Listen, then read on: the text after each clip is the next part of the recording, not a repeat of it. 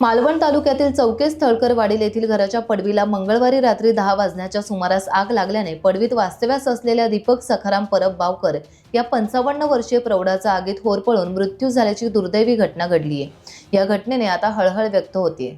दीपक हे गावात मोलमजुरी करून आपला उदरनिर्वाह करत गेली बरीच वर्षे ते पत्नी आणि मुलांपासून बाजूला घराच्या मागील पडवीत अलिप्त राहत होते।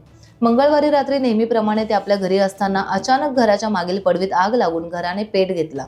पडवीतून आगीचे लोळ येत असल्याचे पाहून आजूबाजूच्या घरातील ग्रामस्थांनी तेथे धाव घेतली।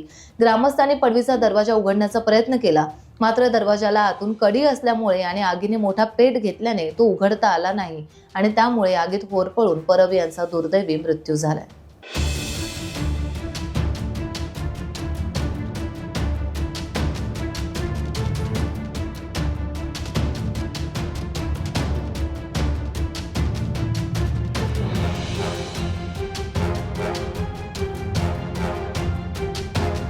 टाइम्स डिजिटलला लाईक करा, शेअर करा, सबस्क्राईब करा आणि बेल आयकॉन दाबायला विसरू नका। Times digital.